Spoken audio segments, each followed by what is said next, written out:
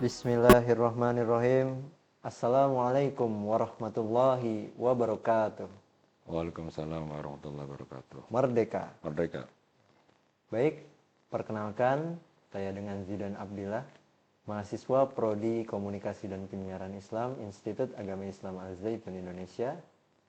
Jadi kembali lagi kita pada podcast Majas Yahya Al-Aziz bersama Ustadz kita yang sangat luar biasa, Ustadz Elang Bahrudin, SAGMA. Selamat datang Ustadz. Ya, selamat datang. Alhamdulillah. Baik sahabat-sahabat semuanya, jadi pada podcast hari ini kita akan membahas topik yang sangat relevan dengan kehidupan kita saat ini, yaitu terus berjuang, jangan putus asa. Ya. Nah, jadi begini Ustaz. Oke, gimana? Ya, fenomena yang terjadi di masyarakat kita hari ini itu, ya salah satunya adalah maraknya kasus bunuh diri nih. Ya. Kasus kriminal bunuh diri. Nah, yang ternyata usut punya usut, kasus ini juga salah satunya disebabkan oleh faktor masalah finansial. Oke. Ya, khususnya yang ada di dalam keluarga, di mana kadang orang tua itu tidak mampu mencukupi kebutuhan finansial keluarga dan akhirnya memilih jalan untuk meminjam secara online gitu atau pinjol. Nah, atau juga bahkan ada yang melakukan tindakan kriminal lain seperti mencuri atau bahkan malah melakukan tindak pidana pembunuhan. Nah, ini bagaimana menurut pandangan Ustaz? Pandangan Ustaz atau pandangan Quran? Pandangan Quran. Pandangan Ustaz berdasarkan Quran. Baik. Ya, Assalamualaikum warahmatullahi wabarakatuh. Waalaikumsalam warahmatullahi wabarakatuh. Kita bersyukur pada Allah untuk podcast hari ini kita diajak untuk membahas ya, dengan tema apa tadi? Terus berjuang. Terus berjuang dan jangan Jangan putus asa. Ya. Ya, ini hampir semua orang punya rasa ya yang membuat mereka akhirnya bisa timbul putus asa.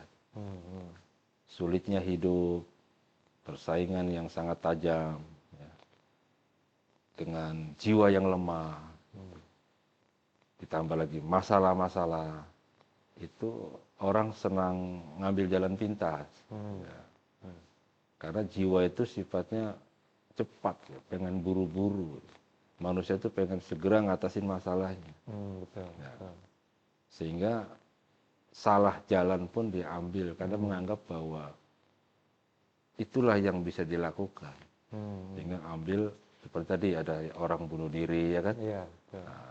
Kenapa dia bunuh diri? Itu menganggap bahwa itulah cara menyelesaikan terbaik karena mereka tidak ingin ada masalah lagi. Atau tadi ada fenomena orang tua membunuh anaknya, ya karena menganggap gara-gara anak-anak inilah ya dia harus mencari nafkah sehingga nggak didapat, ya sudah bunuh saja. Nah, intinya mereka itu tidak memiliki kepercayaan kepada yang menciptakan. Siapa yang menciptakan? Allah Subhanahu wa Ta'ala. Nah, sekarang kita akan memulai ya bagaimana Al-Quran melihat ya secara umum lah ya fenomena tentang kemanusiaan itu. Sebenarnya Allah sudah ngasih tahu itu. Ya. Ada di surat Al-Baqarah. Allah katakan, ya ayyuhalladzina amanu sta'inu bisabri wassalah. Innallaha ma'as sabirin. Nah, ini dulu nih. Al-Baqarah 153. Ya. Yang artinya, hai orang-orang yang beriman, kata Allah, ya, minta tolonglah kamu ya, kepada Allah bisabri dengan cara sabar, wassalah dan dengan salat. Kalau orang sudah sabar, sudah salat, Allah janji, innallaha ma'as sabirin.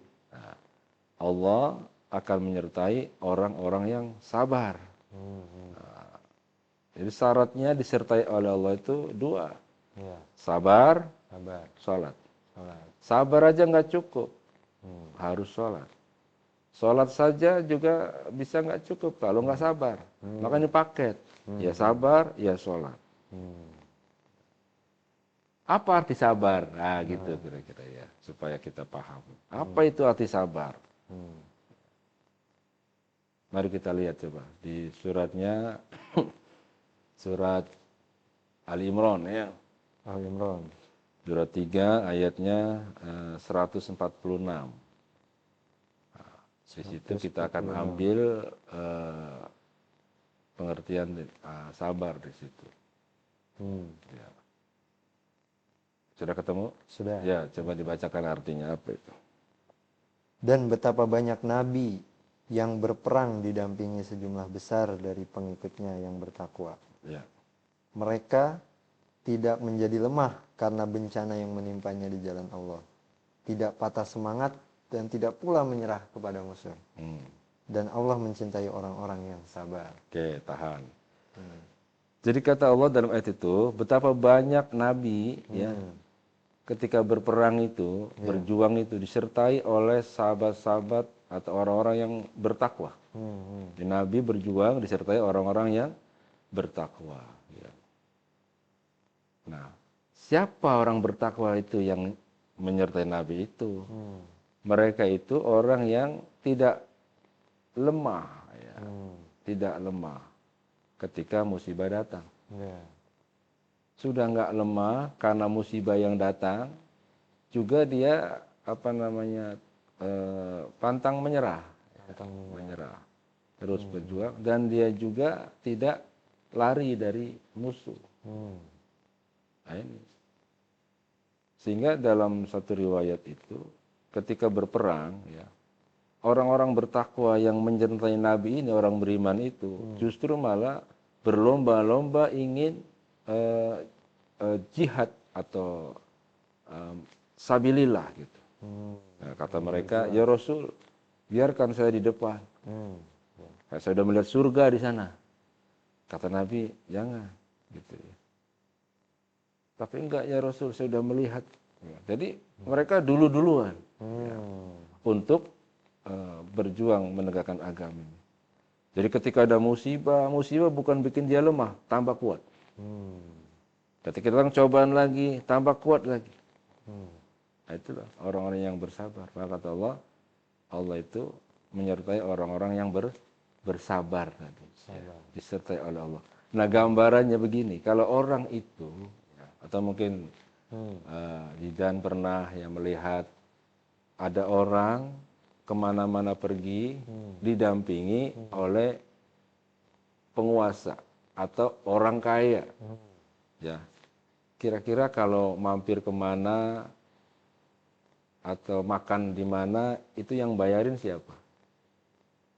Ya, biasanya orang yang kaya. Ya, iya. Disertai oleh orang kaya, orang penguasa, aman kan? Aman, akomodasi terpenuhi. Ini baru manusia menyertai manusia, coba ya kan? Ya. Nah sekarang kata Allah, Allah menyertai orang-orang yang bersabar. Nah, berarti kan luar biasa. Innallaha ma'as sabirin. Allah menyertai orang-orang yang sabar. Berarti orang sabar ini luar biasa. Dari sini aja kalau orang itu bisa bersabar, nggak ada itu yang namanya putus asa. Nggak ada yang namanya kecewa. Ya, nggak ada yang namanya mundur. Semua bergerak menuju kepada kesuksesan.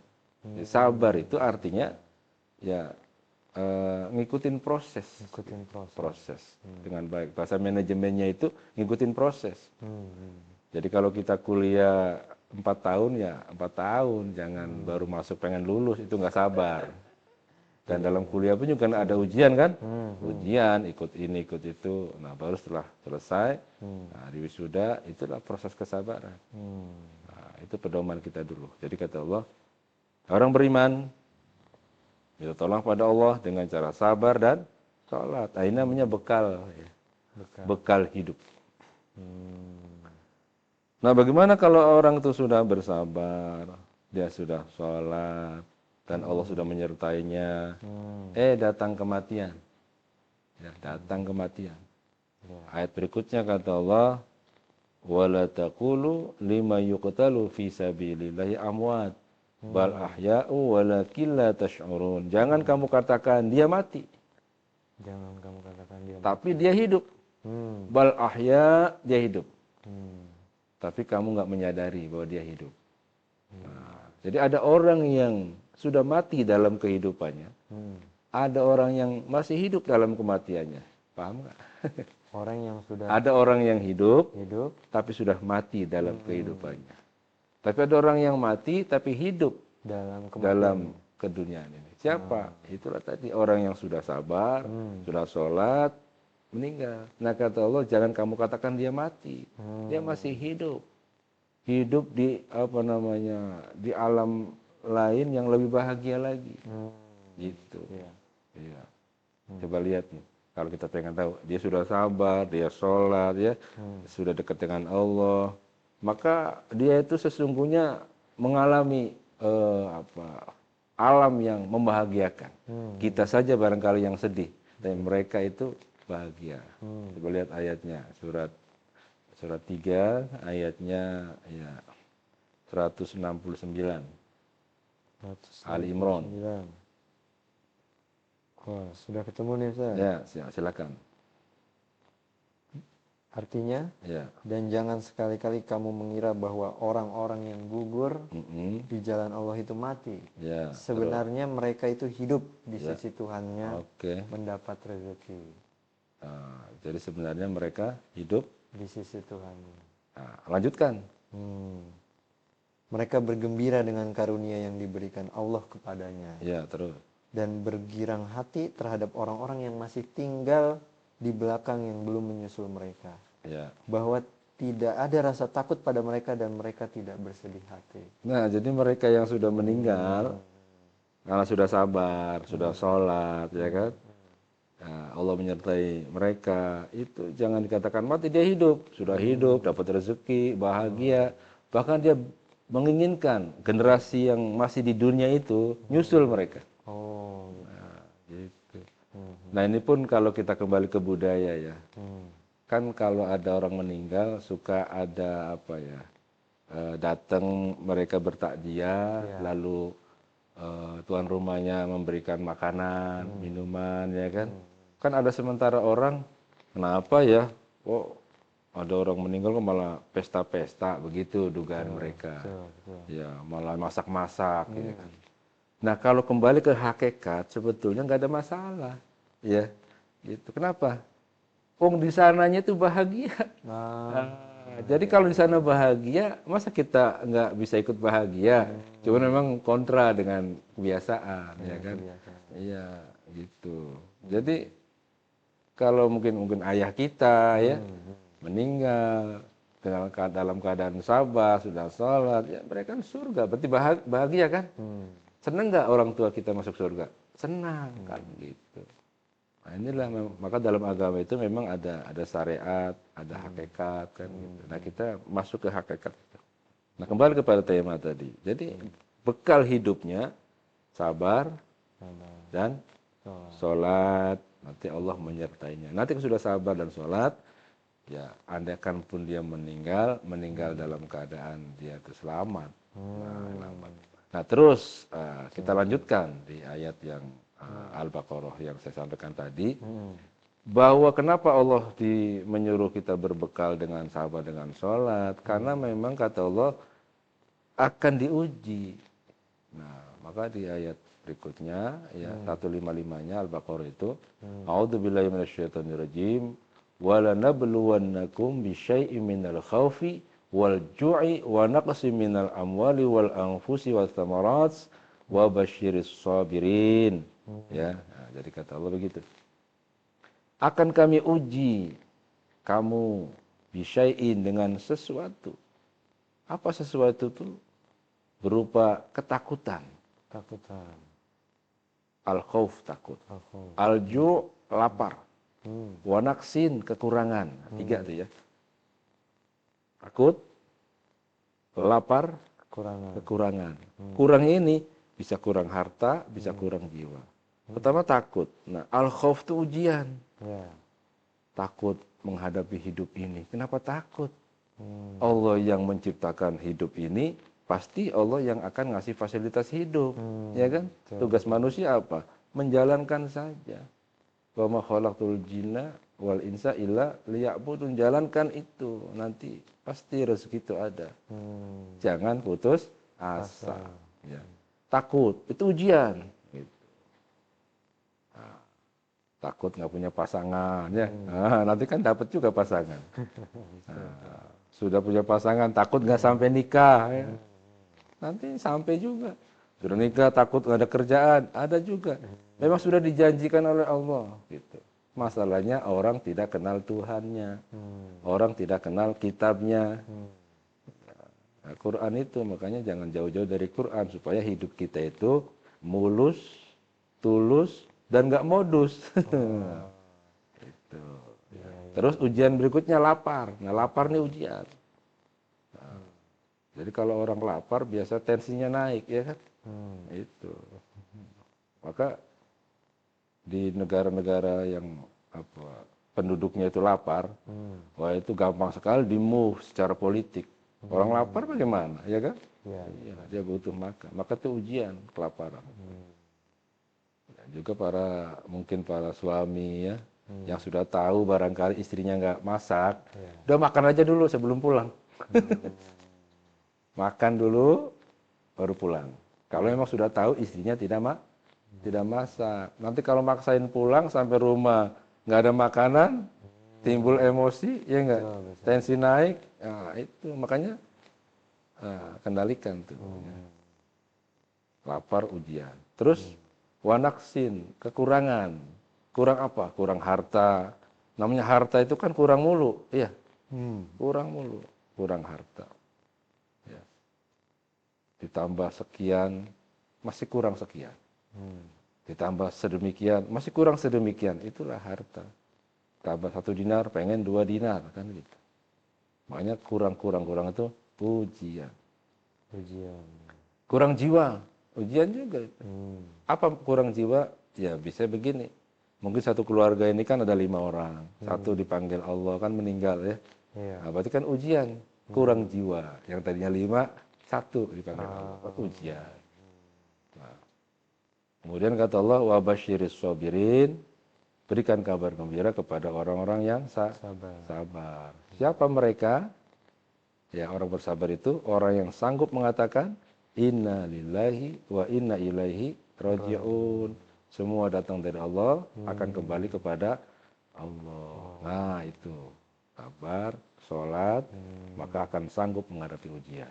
Bukan hanya itu kata Allah, nanti orang yang sabar, sholat, tahan ujian tadi, dapat bonus, namanya bonus kehidupan. Apa itu? Ya. Ulaika alaihim sholawatu min rabbihim wa rahmah wa ulaika humul muhtadun. Dapat 3 itu, orang sabar tuh. Dapat sholawat. Apa itu? Kesejahteraan. Dapat rahmat dari Allah, pertolongan. Dapat petunjuk. Nah, coba.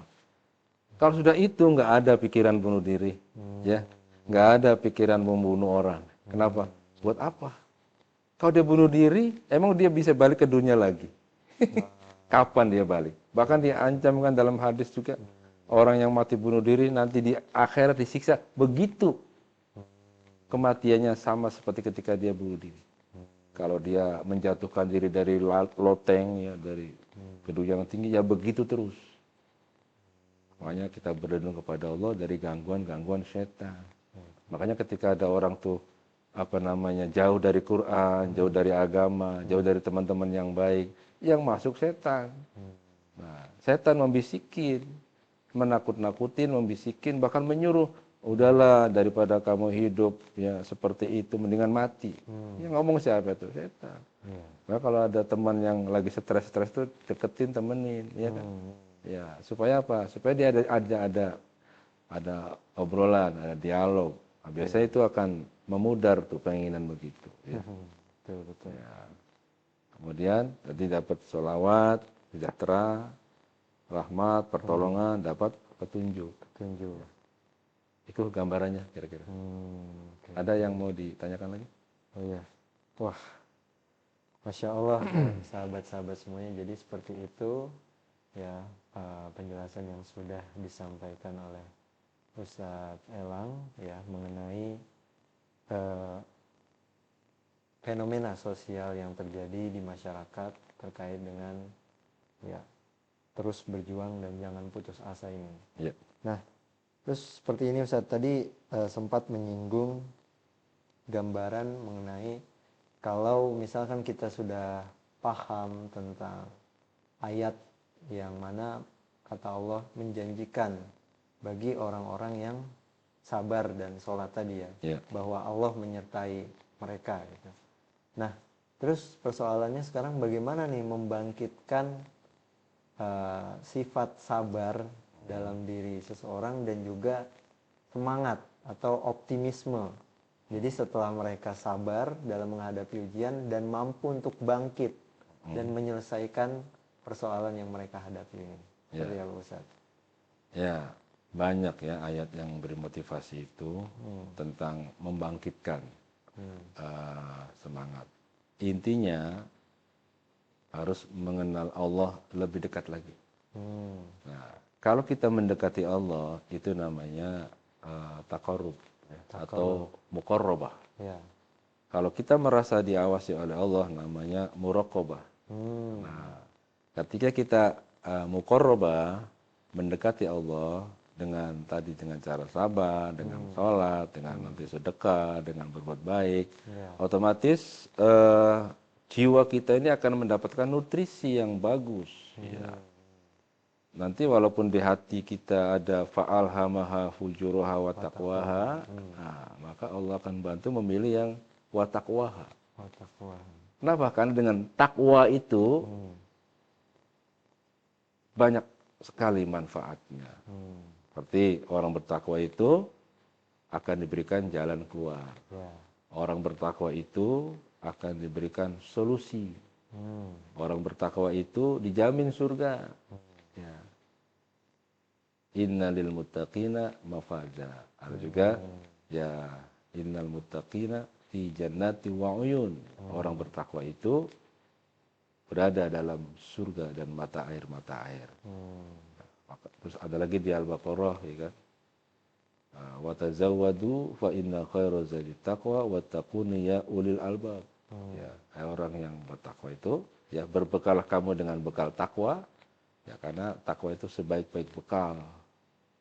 Ya, sebaik-baik bekal. Apa itu takwa? Nah, pada podcast yang pertama itu kalau nggak salah udah kita bahas.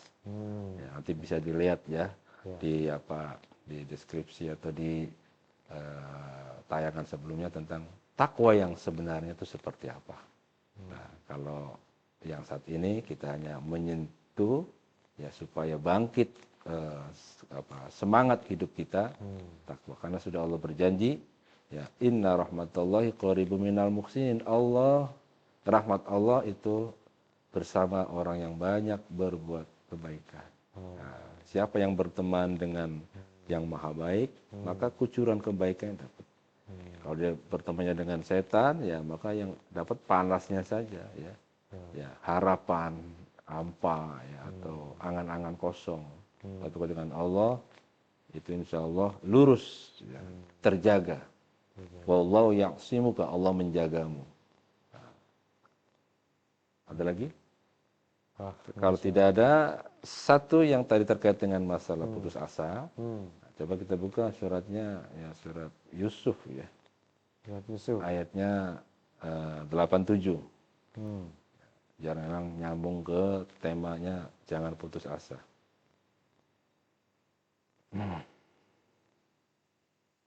Surat 12 ya, ayatnya 87 ya. Coba. Terjemahannya. Ya. Wahai anak-anakku, pergilah kamu. Ya. Carilah berita tentang Yusuf dan saudaranya dan jangan kamu berputus asa dari rahmat Allah. Terus.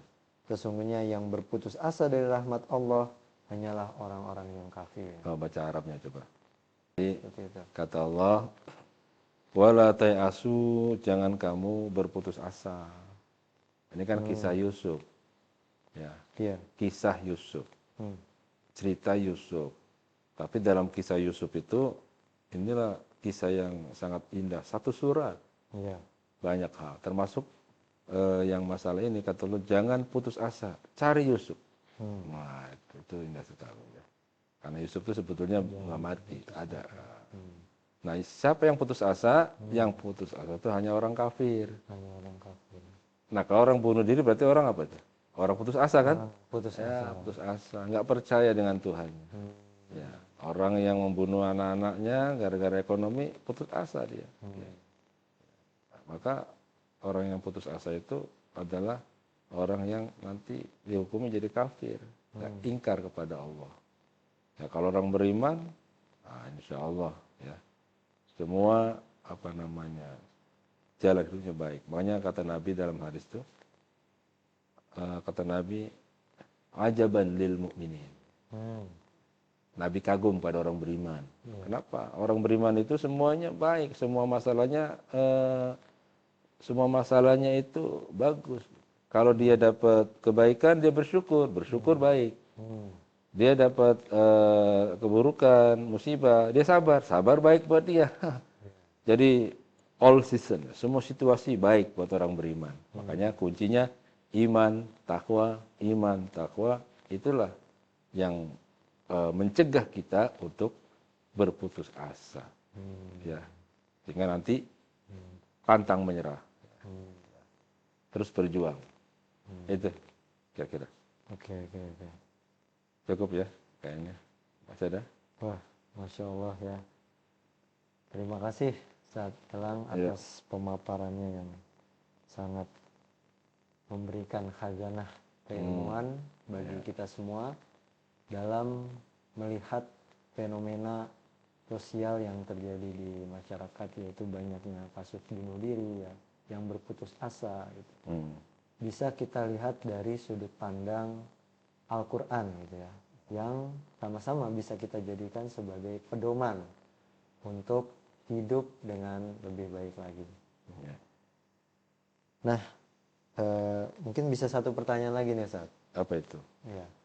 Tapi sekarang persoalannya ketika seseorang itu sudah melakukan banyak hal untuk ikhtiar dalam rangka memenuhi tujuannya atau keinginannya, kemudian belum tercapai juga nih, atau dia memiliki persoalan.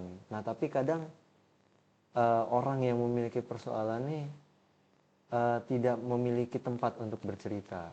Ya, ketika dia ingin curhat misal dengan temannya, wah malah itu dijauhi karena dikiranya nanti kalau dalam kasus utang nih, wah bakal minjem nih. Jadi justru dia memiliki kesulitan finansial, dia ingin butuh tempat untuk cerita, dia malah dijauhi oleh orang-orang di sekitarnya karena khawatir akan dilibatkan dalam masalahnya. Nah, itu seperti apa Ustaz? Ya, kata Allah, coba buka ya suratnya, surat 94. Ya, Al-Insyirah.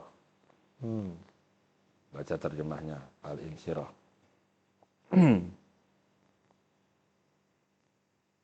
Al-Insyirah. Ya.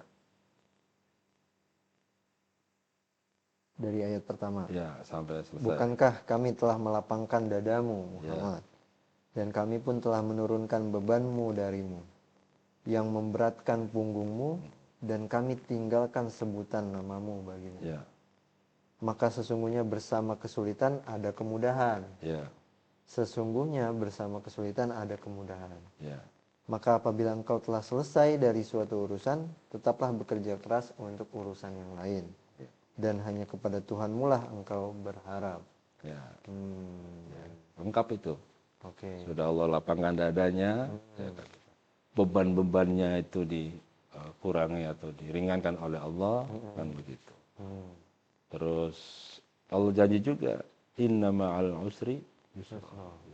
Bersama kesulitan ada kemudahan. Bersama kesulitan ada kemudahan. Nah, itu. Nah, kadang orang begitu masuk ke episode sulit, ini yang kemudian akhirnya nggak tahan. Padahal sebentar lagi dia itu ada kemudahan. Gitu. Nah, cuman salah ngadu. Ya. Kalau orang ngadunya salah, ya curhat bukan pada tempatnya, kata Allah, ya kamu curhatnya ke kuburan bagaimana bisa selesai? Betul. Curhatnya ke manusia, ya bagaimana selesai? Manusia itu ya begitu. Kembali kepada diriku. Ud'uni astajib lakum. Doalah padaku, kabulkan. Nah, bagaimana pelaksananya?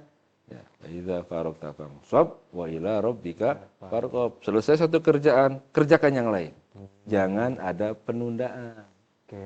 Ya, atau bahasa mana tuh? Bahasa sananya don't put until tomorrow what can do today. Wih. Nah, apa itu? Jangan tunda apa yang bisa dilakukan Hari ini Ya, sampai besok. sampai besok. Nah, itu kan sebetulnya ngambil dari situ, ya kan? Ya. Jadi bila selesai satu pekerjaan, segera kerjakan yang lain. Nah, itu hidup dengan begitu. Ya. Ya. Gitu ya. Oke.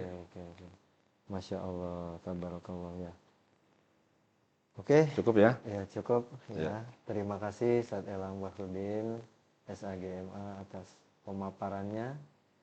Ya, jadi seperti itulah sahabat-sahabat semuanya. Jadi inti dari podcast ya kita hari ini dengan tema terus berjuang jangan putus asa adalah kembalikan semua masalah itu kepada Allah Subhanahu wa taala. Kira-kira begitu ya, Ustaz? Sambil terus berikhtiar, Sambil terus berjuang, berdoa gitu. Karena dalam Quran juga disebutkan Allah tidak menguji seseorang melainkan di luar kemampuannya, betul ya. Jadi yakinilah bahwa setiap persoalan yang kita hadapi sebagai manusia itu pasti kita itu mampu untuk melewatinya karena Allah sudah menentukan kadar itu untuk kita. Jadi jangan kita berputus asa dari rahmat Allah, terus berdoa dan juga berusaha. Bukan begitu, Ustaz? Ya, siap. Ya. Alhamdulillah. Baik, sahabat-sahabat semuanya, ya kita sudah di penghujung podcast kita hari ini. Di podcast Majas Iyai Al-Aziz. Terima kasih untuk sahabat-sahabat yang sudah menyimak dari awal sampai akhir. Tetap pantengin terus podcast Majas Iyai Al-Aziz. Jangan lupa like, komen, dan share. Baik, saya Zidan Abdillah sebagai MC. Mohon undur diri. Mohon maaf bila ada kata yang kurang berkenan ya Ustaz. Ya. Adapun yang salah adalah dari saya dan yang benar hanyalah dari Allah Subhanahu wa taala. Saya sempurnakan ya. Walhamdulillahirabbil alamin. Wassalamualaikum warahmatullahi wabarakatuh. Waalaikumsalam warahmatullahi wabarakatuh.